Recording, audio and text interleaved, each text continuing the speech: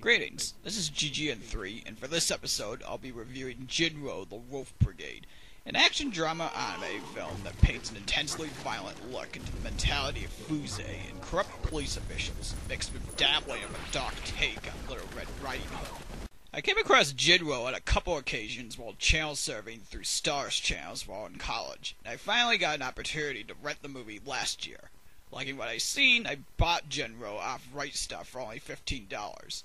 The movie was picked up for American distribution by both Viz Media and Bandai Entertainment in the early 2000s. It was released in both regular and special edition DVDs, with the special edition having an extra features DVD, a CD soundtrack, and a 12-page booklet detailing aspects of the movie. The movie was later released on Blu-ray by Bandai in 2007. Currently, the regular edition of Jin-Roh is still widely available in online retail stores from Bandai as a part of their anime movie classics line.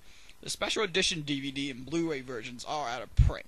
The special edition DVD set isn't too difficult to track down in online stores, with sellers offering new and used copies of the DVD in both the original and Anime Legends releases, with prices varying by seller and the condition of the set. The Blu-ray version, on the other hand, is rare to come across, and will cost anywhere from $100 to $200 when copies pop up online. For this review, I will be covering the regular edition DVD release from Bandai's Anime Movie Classics line. In an alternate time after World War II, Japan is lost to Nazi Germany. The country has fallen into poverty and dereliction thanks to Germany's takeover. As a result, anti-government protests and terrorist factions like the sect have become commonplace in Japan's urban areas.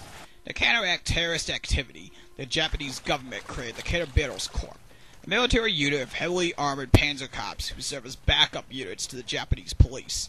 One of these panzer cops, Constable Kazuki Fusei, hesitates at shooting a young girl who is a member of the sect.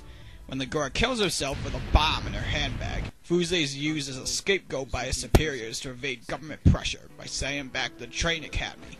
As Fusei tries making sense of his actions, he finds himself entangled in a plot by superior officers that put the Kettlebattles Corps at risk, and coming across Kei Amamiya, a young woman claiming to be the older sister of the girl Fusei hesitated at shooting. Jin-Roh is a dark and moody look into the mindset of Fusei, a man struggling to hold onto his humanity, and some of his superiors trying to rid themselves of him and the Kettlebattles Corps. Rather than being a pure action title, Jin-Roh is a look into political activity, character psychology, and some relationship developments. Of course, things aren't always as they seem in the movie, and that is something to pay close attention to with Jin-Roh. Subtleties present throughout the film as major and minor actions and sequences hint to hidden agendas and situations with many of the characters in the movie, which do well at keeping you guessing whether or not they're trustworthy. As a result, you won't be finding any black and white morality to latch onto within the movie.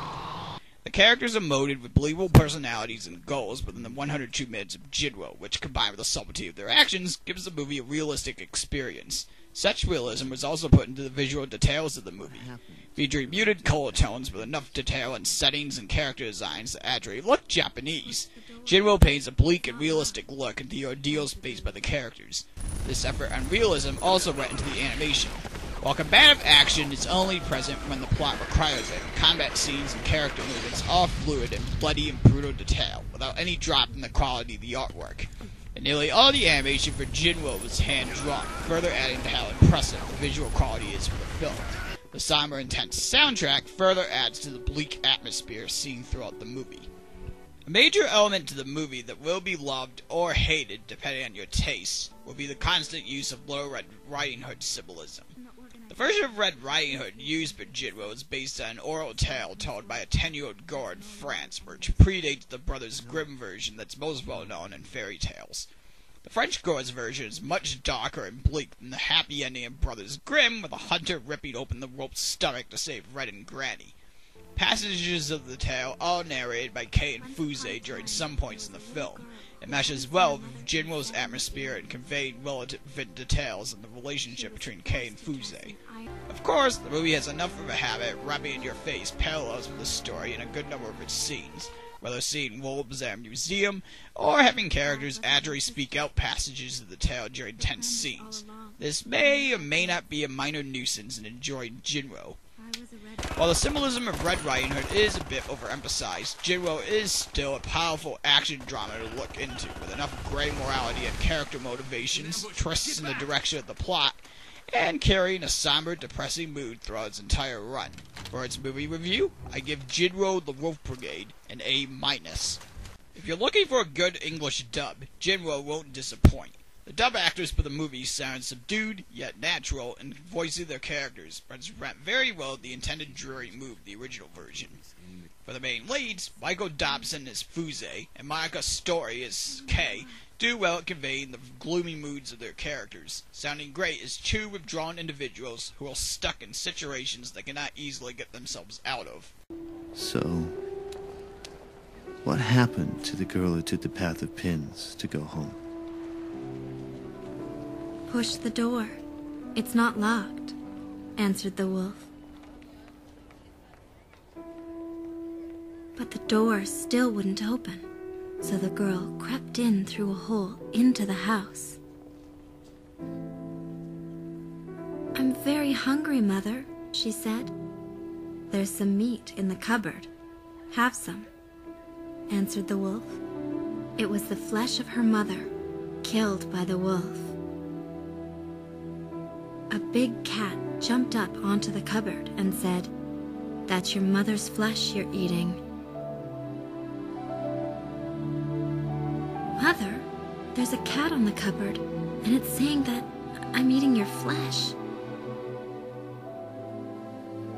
That's a lie, of course.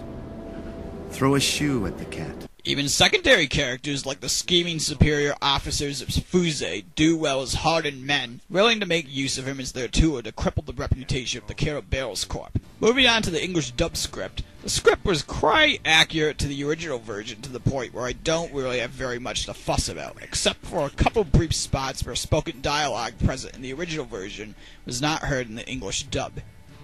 There are some lines that are arranged in different parts of spoken bits in the English dub, but their original meanings all left intact for the movie, and their rearrangements don't impact scenes too heavily.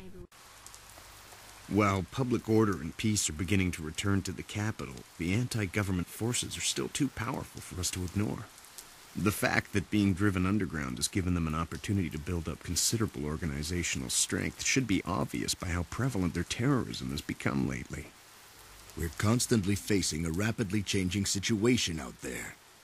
We have to steer away from armed confrontations and quickly begin concentrating on positive activities that promote peace and good public order. Now, to do that, we urgently need to establish a unified organization and a single chain of command. Overall, Jin-Roh's English dub is just as subdued and gloomy as the original version, and I mean that in a good way.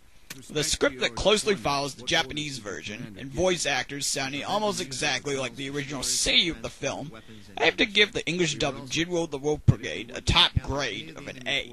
Jin-Roh gives you the option of listening to the movie in Dolby Digital 5.1 surround sound in either English or Japanese with the addition of English subtitles. 昔、一人の女の子がいて、母親に7年も会っていませんでした。女の子は鉄の服を着せられて、絶えずこう言い聞かされていました。服が擦り切れたら、きっと母さんに会いに行けるよ。If you have a home theater system, then you can also get enjoyment out of listening to the movie in Japanese with DTS 5.1 digital surround sound. The audio option you choose will have the DVD set the video stream to whichever language was chosen. During the movie, you do have the option of switching between the Japanese and English video streams by using the angle button on your DVD player remote or media player software. With the high-quality sound options and video stream switching capabilities, audio subtitle video options for Jin-Roh receives an A. This is it for this episode of the Anime Collector Review. Next time, I'll be looking into a steampunk tile made by Gonzo to celebrate the studio's 10th anniversary. Last Exile will be the next anime title in my collection to review. Just as a heads up, I won't be putting up my next episode until the start of April, thanks to Last Exile's length, since I'm going to be dipping into a 26-episode TV series. At that time, I'll also announce what I will be covering for my Earth Day review, which you still have time to vote on. You can vote for me to cover either Nausicaa the Valley of the Wind, Princess Mononoke, or Arjuna. Otherwise, I'll see you folks in 2 weeks. This is GGN3, signing off.